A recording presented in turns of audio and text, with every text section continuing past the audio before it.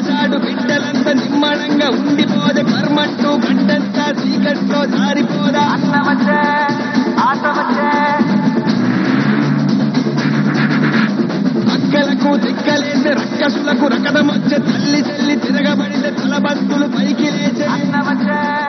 ఆట వచ్చే అక్క చెల్లి చీరగట్టు ఒట్టు పెట్టు చేతులెత్తి